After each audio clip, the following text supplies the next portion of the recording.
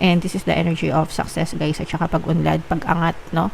Kung meron kayong mga tinatrabaho, guys, mga project or I don't know, business, negosyo, maaring ano to, umangat, guys, no?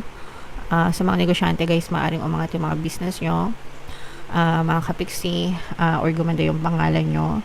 Pero this is the energy of success, guys. So, yung mga nilalakad mo, eto guys, parang feeling ko matagal mo na tong nilalakad, matagal mo na tong wina-workout, pero for the longest time, parang wala kang masyadong nakikitang pag-asa.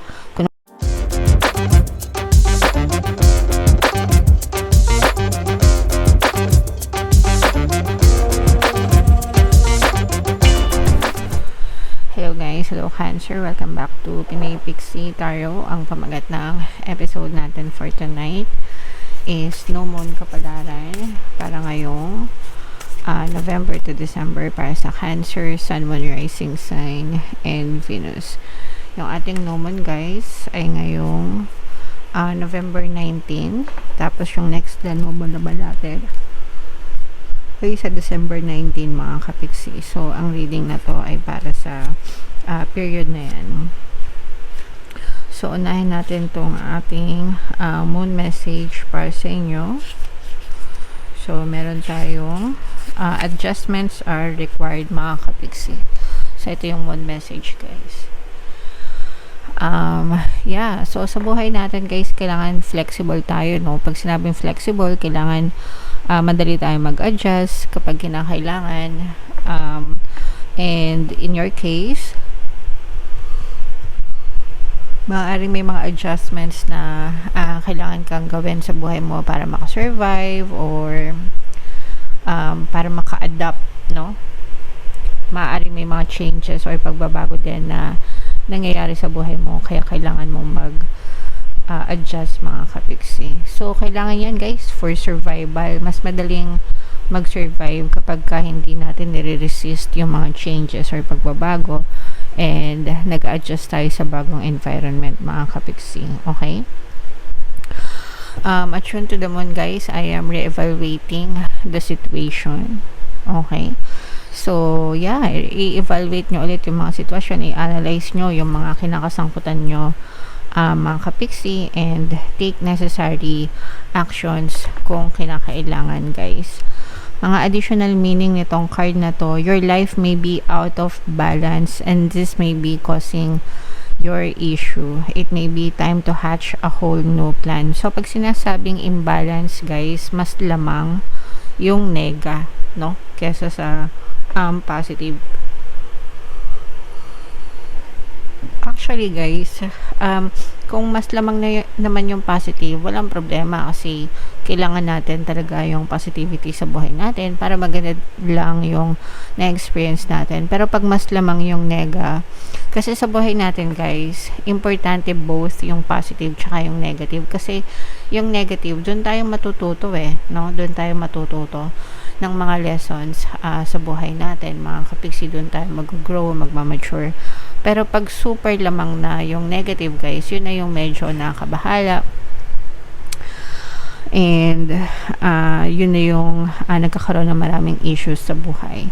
So, yeah, kailangan yung pag-aralin yung sitwasyon nyo, ba't kayo naninega, diba? And gumawa ng mga necessary actions or bagong plano, no? Something new and exciting is around the corner. So, maaaring may mga bagong paparating sa inyo. Kaya, i-anticipate nyo, guys, yung pagdating niyan, mga kapiksi. Okay? Trust may be required to move this situation forward. So, magtiwala ka lang sa sarili nyo, guys. Magtiwala kayo kay universe, mga kapiksi. Everything will always work out for you. Basta positive lang tayo palagi, guys. Okay? So, yan yung message sa inyo, guys. Lagay natin dito yung card. So, shuffle natin to. Hanapin natin yung energy ng moon at saka yung energy ng Cancer, guys. Habang sinashuffle ko to, panoorin nyo muna yung video natin regarding sa ating paano mag-manifest ng abundance video course. Kapiksi, sawa ka na ba sa mga struggles at hirap sa buhay mo? Masipag ka ba at masikap sa buhay ngunit hindi ka pa rin umaasenso? Ilang beses ka na bang nag-attempt magnegosyo at mag-invest pero palagi ka pa rin nalulugi? Sa pagkakataon na ito ay maaaring may subconscious beliefs ka na nagiging balakid sa iyong pag-unlad at pagyaman. Introducing, paano mag-manifest ng abundance video course. Dito ay matututunan mong ma-overcome ang mga balakid mo para tuluyan ka ng umunlad, umasenso, sumagana, maging matagumpay, successful at maswerte sa iyong kabuhayan, pera, trabaho, negosyo sa lapi at kaperahan ng bonggang-bongga. Dali, mag-send na ng email sa pinoypixie@gmail.com at simulan na ang iyong pagyaman ngayon. Alright, so sa lahat ng gusto mag-avail ng course guys, naka-flash sa screen nyo. Una, meron tayong paano mag-manifest ng abundance video course, paano mawala ang third party at magkaroon ng harmonious na relationship, paano pabalikin si ex-revised breakup. Sa mga interesado guys, mag-send lang kayo na email sa pinoypixie@gmail.com. So, Cancer, kayo ay represent ng King of Cups. Ito yung ating moon energy guys. Latag natin yung spread nyo. Available na guys yung ating 2026 kapalaran para sa bawat zodiac sign. Punta lang kayo sa homepage mga kapiksi, nandun lang yung playlist guys. So dito, this is both negative and positive mga kapiksi. So unahin natin yung negative mga kapiksi. Ito, mag-ingat kayo sa panloloko sa pera guys. Malaki yung mawawala sa inyo and malaki yung magiging problema nito guys kapag kayo ay naloko sa pera guys, no? So mag-ingat kayo sa mga scammers. Maaari kasi kayo ma-scam guys, and maaring mawala yung mga savings nyo. So mag-ingat kayo guys, usong-uso yan. Alam nyo naman yun yung mga nababalitaan nyo guys, no, sa mga online banking, sa mga online wallet guys, no. Kung pwede, wag kayo masyadong magtago ng malalaking pera or malalaking halaga guys, no, especially dun sa mga ginagamit nyo na pambayad ng mga bills, di ba? So pag-ingatan nyo yung mga bank account nyo mga kapiksi, kasi baka masimot, baka mawala.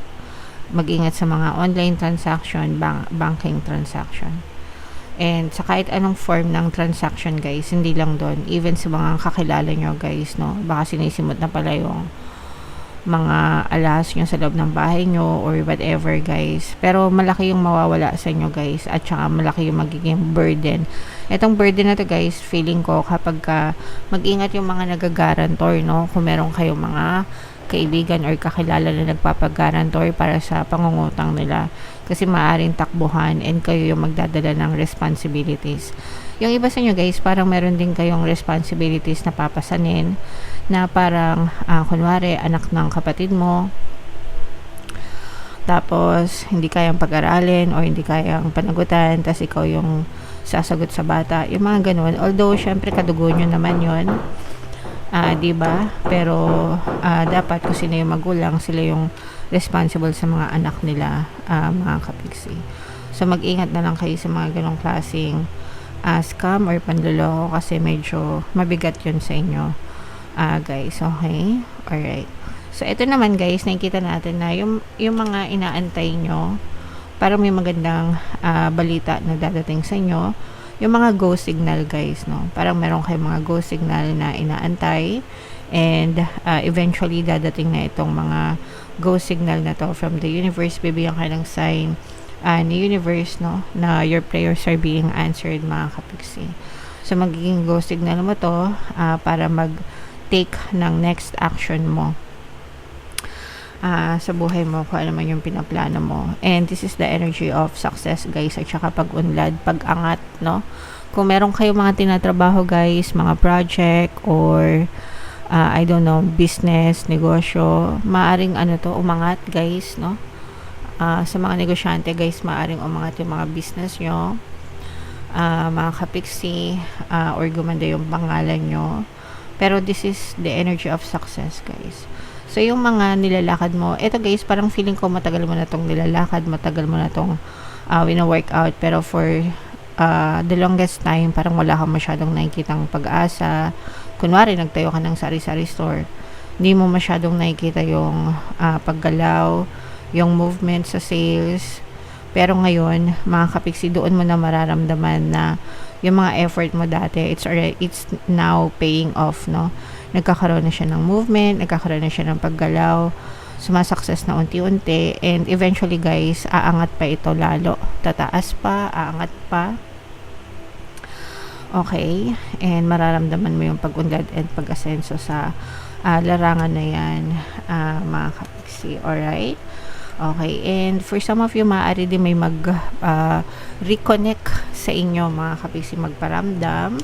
Yung mga nanlamig, especially kung kayo ay nag-ghost, mga ex-person nyo, guys. Pwede rin mga kaibigan na ginost ka ng lamig. Maaari silang magparamdam ulit sa inyo, mga kapiksi. Okay? So, ito guys, i-mind mo nyo itong mga success na to, movement, pag-unlad, pag-asenso. Itong mga pagpaparamdam, no? I-mind mo nyo na yan sa comment section, mga kapiksi. So, meron ditong presence ng Queen, air sign, earth sign, Aquarius, Gemini, Libra, Capricorn, Taurus, Virgo. Ito guys, for some of you, meron nag-iisip sa inyo, no? Itong nag-iisip na to, this is also yung person na parang gustong bumalik sa inyo, mga kapiksi, or gustong mag-reconnect sa inyo.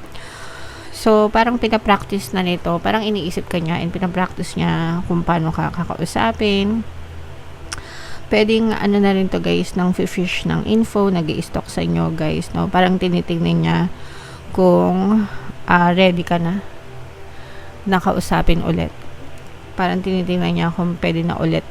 Parang testing the waters. Parang tinitingnan niya kung ready ka na i-approach niya ulit.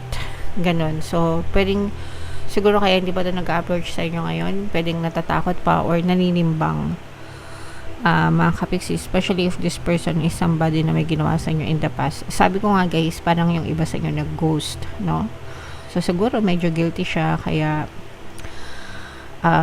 hindi pa siya nagpaparamdam sa inyo, mga kapiksi. But sooner or later, this person, mararamdaman mo yan, guys, paunti-unti. Yung mga tipong nagla-like sa stories mo, bigla kang i-add as friend, especially kung binlock ka na before, yung mga ganon-ganon, guys. Okay? Alright. So, yeah. Comment down below, Cancer, if feeling nyo nakaresonate kayo. Ito yung ating 2026 kapalaran, guys. Panoorin nyo na. Ito naman yung ating success stories ng paano mag-manifest ng abundance video course. Click here to subscribe, guys. Thank you for liking, sharing, and subscribing. See you next time. I love you all. Have a nice day. Bye-bye.